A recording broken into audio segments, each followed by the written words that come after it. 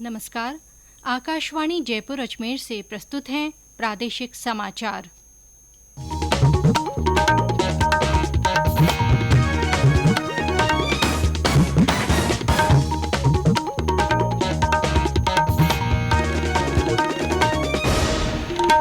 मुख्य समाचार।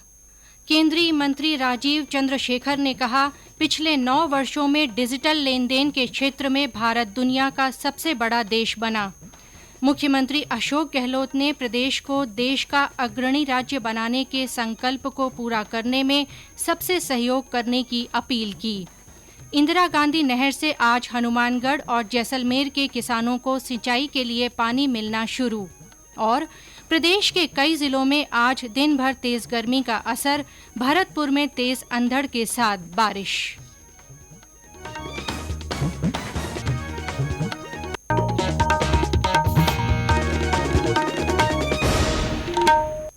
समाचारों के साथ मैं आरती नागर। और अब समाचार विस्तार से।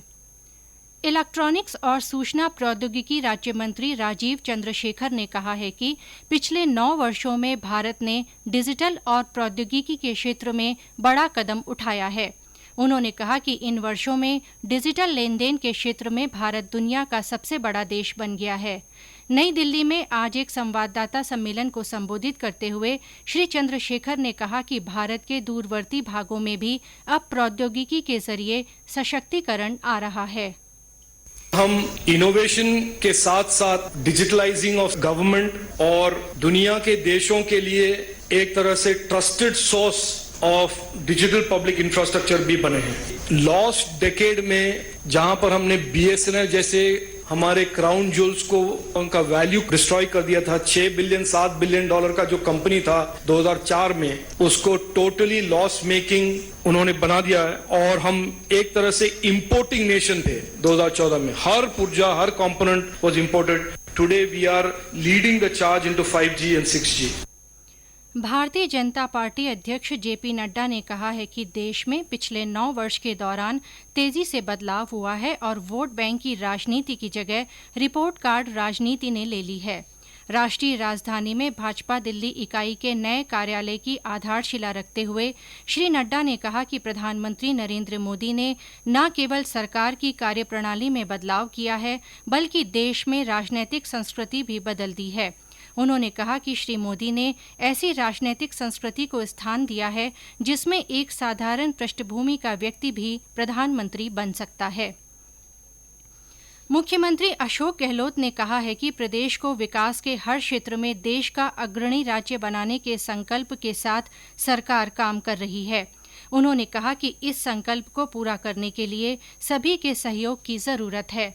श्री गहलोत आज सीकर के खंडेला तहसील के होद गांव में महंगाई राहत शिविर के अवलोकन के बाद जनसभा को संबोधित कर रहे थे। उन्होंने कहा कि सरकार ने बहुत विचार विमर्श के बाद योजनाएं शुरू की हैं।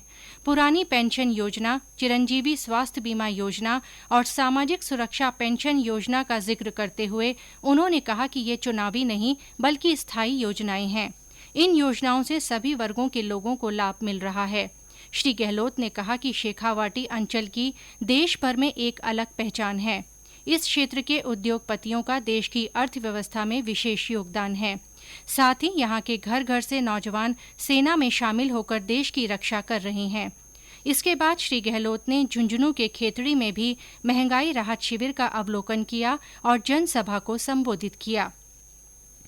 इंदिरा गांधी नहर से आज हनुमानगढ़ और जैसलमेर के किसानों को सिंचाई के लिए पानी मिलना शुरू हो गया है।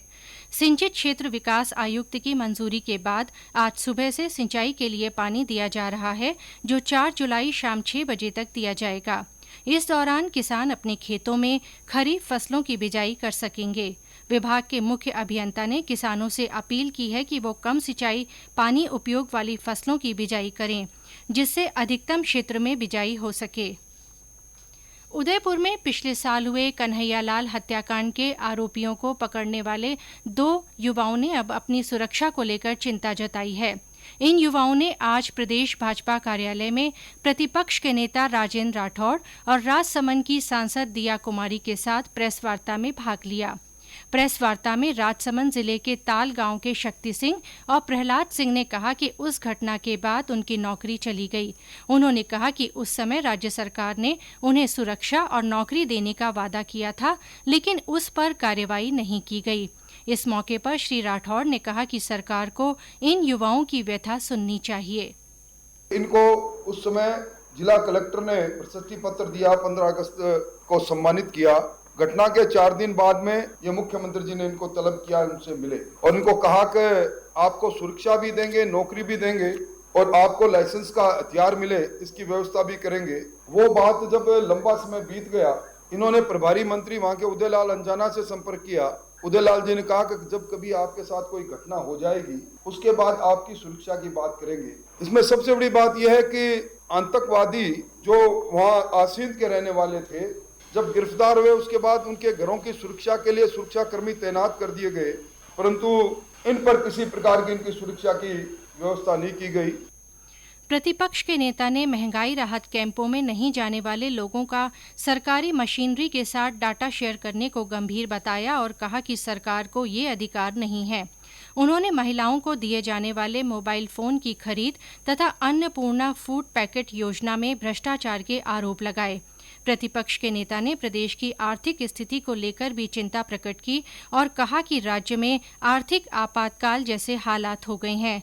उन्होंने कहा कि सरकार ने 5,59,000 करोड़ रुपए का कर्जा ले रखा है।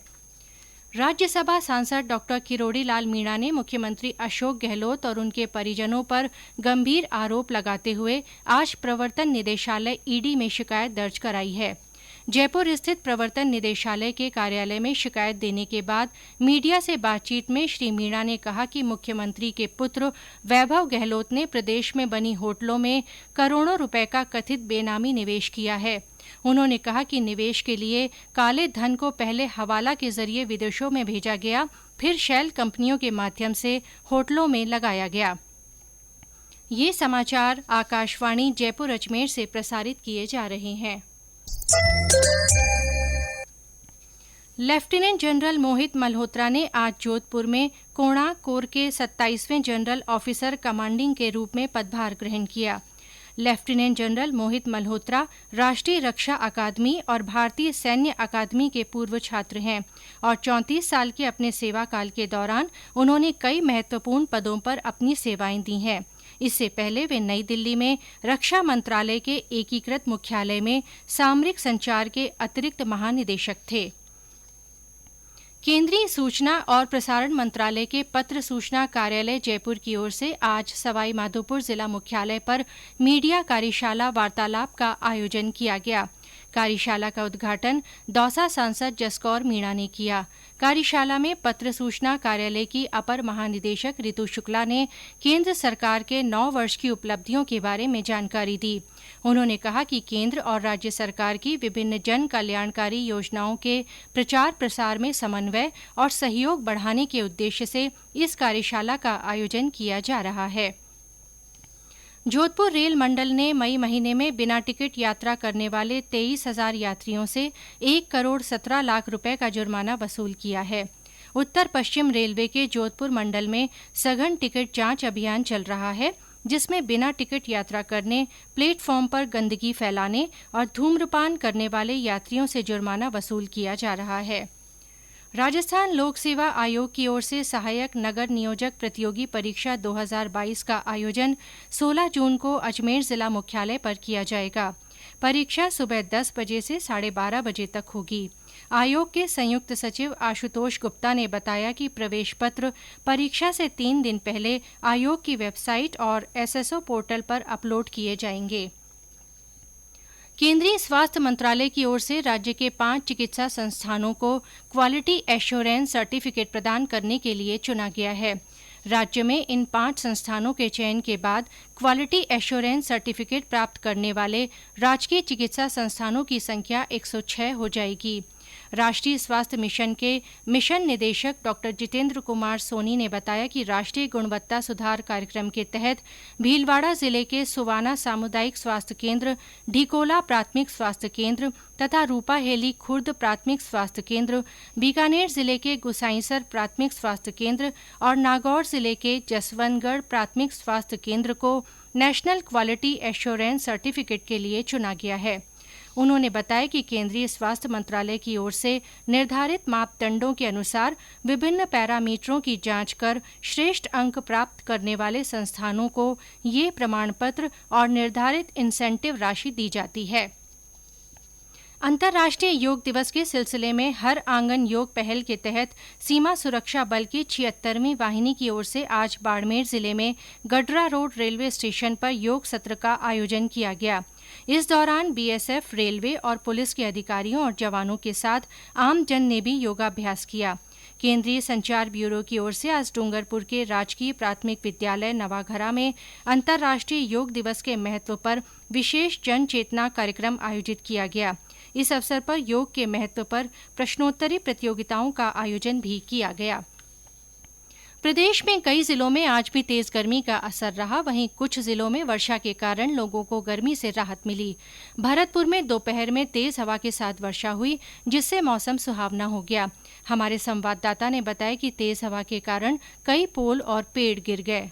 रूपबास में एक महिला की पेड़ के नीचे दब जाने से मृत्यु हो गई और 2 महिलाएं गंभीर रूप से घायल हो गईं। जिले के अन्य क्षेत्रों में भी तूफान की वजह से कई लोगों के चपेट में आने से घायल होने के समाचार प्राप्त हुए हैं। तूफान के साथ ही भारी बरसात व ओलावृष्टि भी हुई तथा होर्डिंग्स भी उड़ गए। पेड़ व विद्युत पोल गिर जाने से कई जगह रास्ते अवरुद्ध हो गए। तूफान का जायजा लेने के लिए जिला कलेक्टर ने शहर का भ्रमण किया और जिले के अन्य तहसील क्षेत्रों में भी उपखंड अधिकारियों को तूफान की वजह से हुए नुकसान का जायजा लेकर रिपोर्ट देने के निर्देश दिए।